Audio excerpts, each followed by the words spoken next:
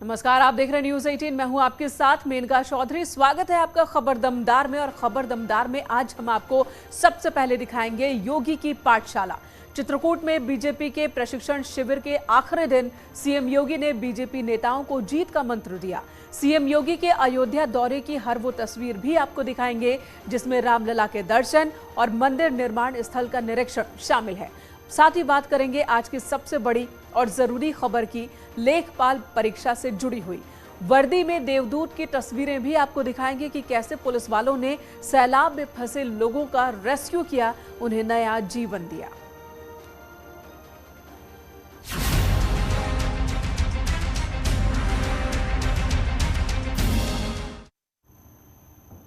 तो सबसे पहले चित्रकूट में आयोजित बीजेपी के प्रदेश स्तरीय प्रशिक्षण वर्ग शिविर की बात कर लेते हैं, जिसका आज समापन हुआ। 3 दिनों का यह कार्यक्रम था, आज आखिरी दिन था। सीएम योगी आदित्यनाथ शिविर में शामिल हुए, बीजेपी नेताओं को जीत का मंत्र दिया। और इस बार बीजेपी का लक्ष्य है लोकसभा की सभी 80 सीटों को जीतना। विपक्ष के किले को भी भेदने का लक्ष्य बीजेपी ने रखा है और इस लक्ष्य को कार्यकर्ताओं की मदद से किस तरह से हासिल करना है, इसे लेकर ही 3 दिनों तक धर्मनगरी में मंथन चलता रहा, जिसमें सीएम योगी आदित्यनाथ, दोनों डिप्टी सीएम समेत कई मंत्री और बीजेपी के बड़े नेता शामिल हुए।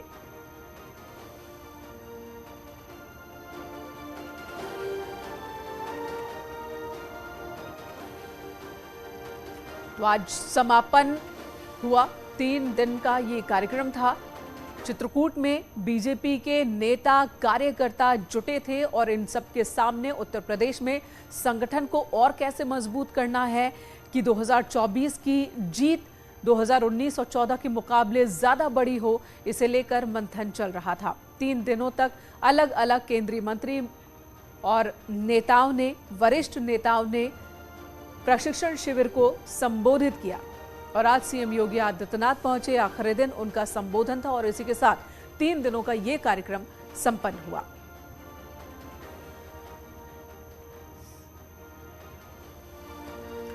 तो ये तस्वीरें उस वक्त की हैं जब सीएम पहुंचे थे, उनका मंच पर स्वागत किया गया। उसके बाद सीएम ने कार्यकर्ताओं को संबोधित किया। 200 से 300 कार्यकर्ता हर सत्र में मौजूद थे, अलग अलग सत्र में डिवाइड किया गया था पूरे कार्यक्रम को।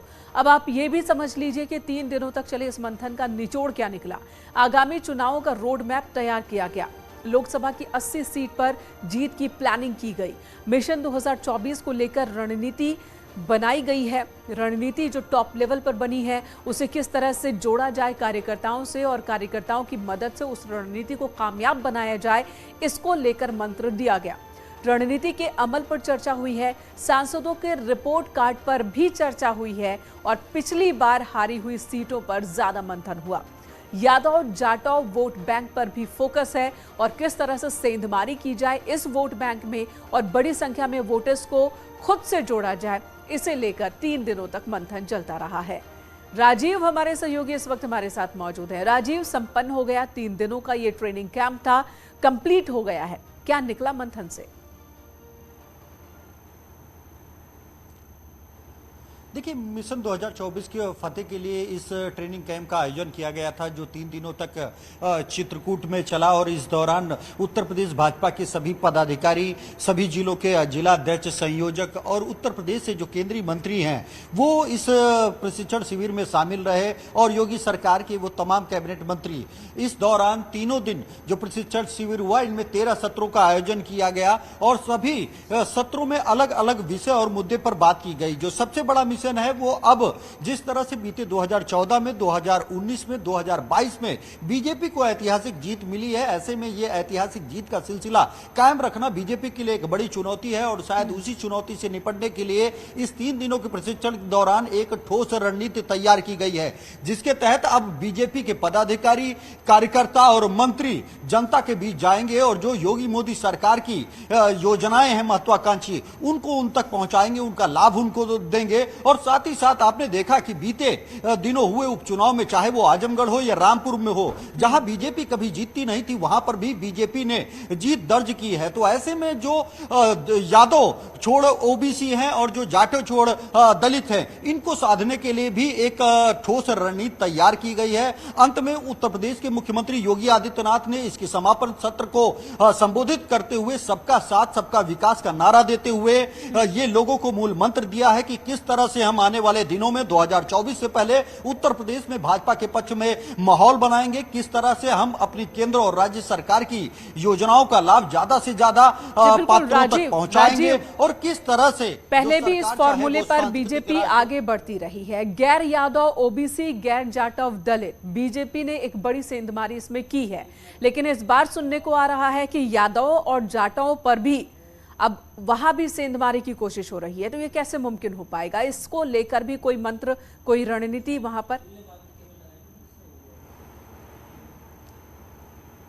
देखिए, यकीनन अगर आजमगढ़ की बात करेंगे तो वहां यह कहा जाता है कि एमवाई समीकरण होता है, मुस्लिम और यादव, लेकिन उसके बावजूद भारतीय जनता पार्टी समाजवादी पार्टी के गढ़ में सेंध लगाने में कामयाब रही है, जिससे कहीं ना कहीं भाजपा का मनोबल बढ़ा है। ऐसे में न सिर्फ यादव बल्कि जो जाटो छोड़ जो दलित बिरादरी के लोग हैं, उनके साथ ही साथ पसमानदा मुस्लिम बिरादरी के लोगों को भी साधने के लिए एक विशेष रणनीति बनाई गई है। और साथ ही साथ इन सभी वर्गों को जो सरकार की योजनाएं हैं उन तक पहुंचाने का भी एक रोड मैप तैयार किया गया है, ताकि आने वाले 2024 चुनाव में भी 2014 और 2019 की तर्ज पर एक ऐतिहासिक जीत दर्ज की जाए। और यही कारण है कि पंकज सिंह को भी हमने सुना था कि किस तरह से वो कह रहे थे कि सिर्फ चुनाव की बात नहीं हुई, बल्कि संगठन को मजबूत कैसे किया जाए ताकि भविष्य में पार्टी हर सीट पर, हर बूथ पर मजबूत रहे और उसका लाभ चुनाव के दौरान मिलता रहे। इस पर मंथन हुआ है इस दिशा में। धन्यवाद राजीव, इस वक्त पूरी जानकारी देने के लिए, पूरी बातचीत के लिए। इधर बीजेपी का लक्ष्य है उत्तर प्रदेश की सभी 80 सीटों को जीतने का, और इस लक्ष्य के लिए बीजेपी ने विशेष रणनीति भी तैयार की है। कुल मिलाकर कहें तो बीजेपी की योजना उत्तर प्रदेश की हर सीट पर अपनी पैठ को मजबूत करना है। रहा है 2024 और 27, 29 सबकी तैयारी की दृष्टि से रहा है। सपा, बसपा, कांग्रेस के तमाम सारे जो प्रदेश के लिए, देश के लिए तमाम उनके गलत कारनामे, उनसे मुक्ति करा। क्या कि उत्तर प्रदेश में एक तरफा भारतीय जनता पार्टी जीतनी चाहिए, किसी दूसरे के लिए जगह तो कुछ बची नहीं। आप तो पिछली बार भी 49% थी, इस बार 50% से ऊपर वोट को देंगे।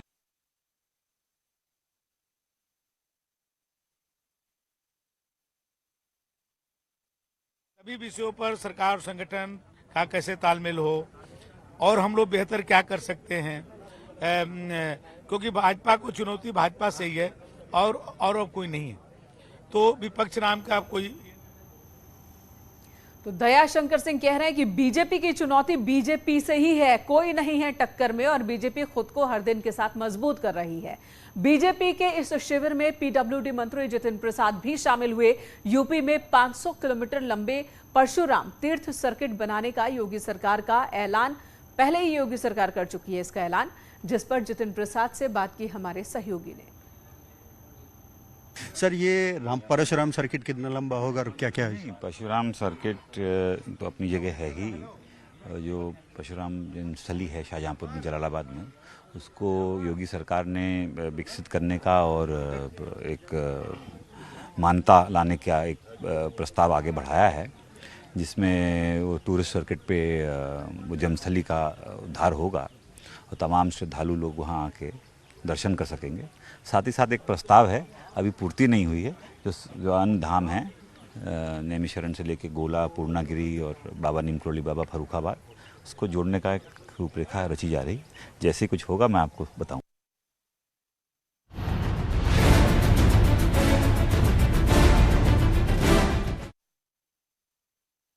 आज यूपी में लेखपाल परीक्षा हुई, लेकिन इस परीक्षा के दौरान भी नकल का मामला सामने आ गया। एसटीएफ ने पूरे प्रदेश से 23 आरोपियों को गिरफ्तार किया। प्रयागराज, कानपुर, मुरादाबाद, बरेली, वाराणसी, गोंडा, इन सभी जिलों से गिरफ्तारियां हुई हैं। प्रयागराज से कई नकलची पकड़े गए और बरेली से एसटीएफ ने सॉल्वर को गिरफ्तार किया। ये सॉल्वर रामपुर के अभ्यर्थी की जगह परीक्षा देने पहुंचा था। वहीं कुछ अभ्यर्थियों के पास आंसर शीट की कटिंग भी मिली है। कानपुर में एसटीएफ ने एक नकलची को गिरफ्तार किया। वाराणसी से 4 मुन्ना भाई पकड़े गए। आज दिनांक 31 जुलाई 2022 को लेखपाल राजस्व लेखपाल की भर्ती हेतु 12 जनपदों में 501 केंद्रों पर परीक्षा का आयोजन हो रहा था। इसमें एसटीएफ को पूर्व से ही जानकारी मिली थी अभिसूचना संकलन के दौरान कि कुछ गैंग्स सॉल्वर्स का इस्तेमाल करके परीक्षा की शुचिता को भंग करेंगे और कुछ गैंग्स सॉल्वर्स के माध्यम से ब्लूटूथ डिवाइस आदि का इस्तेमाल करके अभ्यर्थियों को अनुचित नकल कराने का प्रयास करेंगे। इस प्रकार के गैंग्स की गिरफ्तारी हुई है। कुल 21 व्यक्ति पूरे उत्तर प्रदेश में विभिन्न स्थानों से गिरफ्तार हुए हैं। इसमें नरेंद्र कुमार पटेल का गैंग जो कई लोगों को ब्लूटूथ डिवाइस के माध्यम से नकल कराने का प्रयास कर रहा था, उसकी गिरफ्तारी हुई है। साथ ही जिन लोगों द्वारा इसके निर्देश पर परीक्षा दी जा रही थी उनकी भी गिरफ्तारी करने में सफलता प्राप्त हुई है। इसके साथ ही प्रयागराज से विजयकांत पटेल नाम के एक व्यक्ति की गिरफ्तारी हुई है जो केएल पटेल पुराना शिक्षा अथवा नकल माफिया है, उसके गैंग से संबंधित है। यह भी एक ब्रीजा गाड़ी में कुछ लोगों को बिठा करके और पेपर को सॉल्व कराने का प्रयास करा रहा था। इधर अखिलेश यादव ने ट्वीट कर सरकार पर निशाना साधा। उन्होंने लिखा कि आज लेखपाल भर्ती परीक्षा का पेपर भी लीक हो गया। अब तो लगता है कि अभ्यर्थियों का ये आरोप सच है कि ये सब बीजेपी सरकार की ही चाल है, जिससे कोई भी परीक्षा पूरी ना हो पाए और लोगों को नौकरी न मिले, जिससे युवा पूंजीपतियों के यहाँ श्रमिक चपरासी बन के रह जाएं। बीजेपी वेतन पेंशन के खिलाफ है। तो ये आरोप लगाए गए हैं। अखिलेश यादव की ओर से ट्वीट किया गया है। लेखपाल परीक्षा में पेपर लीक होने का आरोप उन्होंने लगाया है।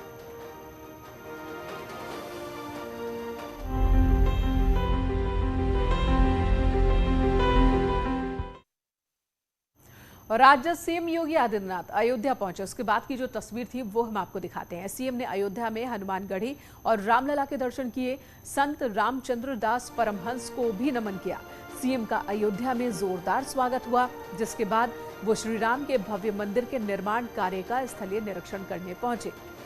3 तस्वीरें आपके सामने हैं। मुख्यमंत्री योगी आदित्यनाथ के अयोध्या दौरे की ये तस्वीर। चित्रकूट में बीजेपी के कार्यक्रम में शामिल होने से पहले अयोध्या पहुंचे थे सीएम योगी आदित्यनाथ। हनुमानगढ़ी में दर्शन पूजन कर उन्होंने दर्शन पूजन किया और उसके बाद रामलला की आरती उतारी, आशीर्वाद लिया और फिर भव्य मंदिर निर्माण का निरीक्षण करने पहुंचे। और मैंने यही कहा मैंने कि चित्रकूट को अयोध्या के बाद चित्रकूट को विकसित किया जाए।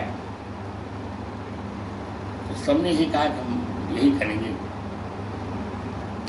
अब एयरपोर्ट बना ही दिया है और भी विकास होगा। तो साथ साथ मेरा ये कहना है कि चित्रकूट के लोगों को भी विकास, सरकार के विकास में सहायता देनी पड़ेगी, तब विकास होगा। और इसी बीच सीएम योगी आदित्यनाथ ने अयोध्या के अधिकारियों की क्लास भी लगाई है। ये दावा है रामचंद्र दास परमहंस के उत्तराधिकारी महंत सुरेश दास का। उन्होंने कहा कि सीएम ने सुरक्षा, अयोध्या के विकास और सड़कों को लेकर अधिकारियों को सख्त निर्देश दिए। अधिकारियों को उन्होंने दूसरे रूप से डांटा तो जरूर, लेकिन दूसरे रूप से सुरक्षा के बारे में उन्होंने विशेष करके और अयोध्या के विकास के लिए, यातायात के लिए और सड़क के लिए और सुरक्षा के लिए उन्होंने सब प्रकार से कहा कि अयोध्या का विकास हो और बढ़िया से बढ़िया विकास हो। और जो वो कहे कि जो पैसा दिया जाता है वो पैसा दूसरे मद में खर्चा होता है, हमको सब मालूम है, उन्होंने कहा। इसलिए जिस चीज़ के लिए पैसा दिया जाता है उसमें खर्चा हो और अयोध्या के पूर्ण रूप से विकास हो। सहारनपुर में शाकुंभरी देवी धाम के पास कुछ श्रद्धालु पानी के तेज बहाव में फंस गए और इस दौरान मौके पर पहुंचे यूपी पुलिस ने सभी को सकुशल बाहर निकाला। पूरा मामला मिर्जापुर इलाके का है। कार सवार श्रद्धालु पानी के तेज बहाव में फंस गए थे, जिसके बाद पुलिस को जानकारी दी गई और जवानों ने एक एक कर सभी का रेस्क्यू किया, सभी को सुरक्षित बाहर निकाला। ये तस्वीरें शाकंभरी धाम के पास की तस्वीर आपको दिखा रहे हैं। पानी के तेज बहाव को आप देख पा रहे हैं और इसी बहाव में एक कार फंस गई थी। उस कार में कुछ लोग सवार थे, जिसमें महिलाएं भी और बच्चे भी। इन सभी को स्थानीय पुलिस ने ही बाहर निकाला।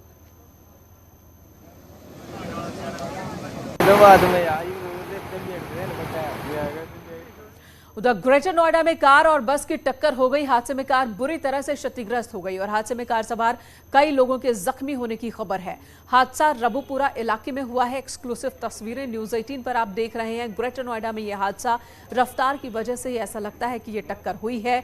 बस और कार के बीच टक्कर हुई है और इस टक्कर में कार की क्या स्थिति हो गई है, क्या हालात हो गए हैं, आप इन तस्वीरों में देख सकते हैं। कार में सवार कई लोग बुरी तरह से जख्मी हुए हैं, ये खबर भी आ रही है। रबुपुरा इलाके में ये दुर्घटना घटी है।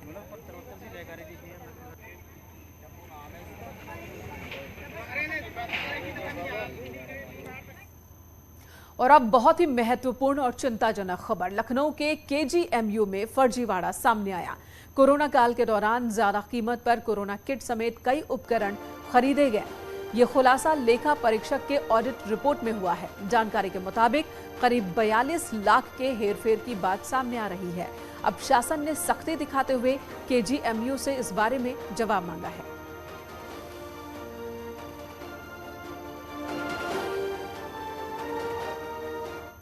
में एक बड़ा फर्जीवाड़ा सामने आया है। दरअसल कोरोना काल में केजीएमयू के अफसरों की मिलीभगत से उपकरण खरीद की गई। उस उपकरण खरीद में केजीएमयू की किट समेत तमाम अन्य उपकरण थे। वह उपकरण 162% से ज्यादा कीमत पर खरीद लिए गए। इस पूरे मामले की जब ऑडिट हुई तब यह चौंकाने वाला खुलासा हुआ। इस खुलासे के बाद में शासन ने अब जांच के आदेश दिए हैं। तमाम केजीएमयू के जो अफसर हैं उनकी गर्दनें फंसनी तय मानी जा रही हैं। कैमरामैन मनोज के साथ संकेत मिश्रा, न्यूज 18 लखनऊ। इधर अम्बेडकर नगर में जिला अस्पताल की रसोई अय्याशी का अड्डा बन गई है। किचन के अंदर शराब की बोतलें और कई आपत्तिजनक चीजें मिली। इसे लेकर रसोइये ने सीएमएस से कई बार शिकायत की। अब मामला डिप्टी सीएम तक पहुंचा है। जांच के लिए 4 सदस्यों की टीम बनाई गई है। 7 दिन के अंदर ये टीम अपनी रिपोर्ट सौंपेगी और जांच के बाद दोषियों पर कार्रवाई की बात भी की जा रही है। ये वीडियो मरीजों के लिए खाना तैयार करने वाली जगह का है, जहां पर गंदगी और शराब की बोतलों का अंबार आप देख पा रहे हैं। रुकेंगे यहाँ एक ब्रेक के लिए, तुरंत लौटेंगे।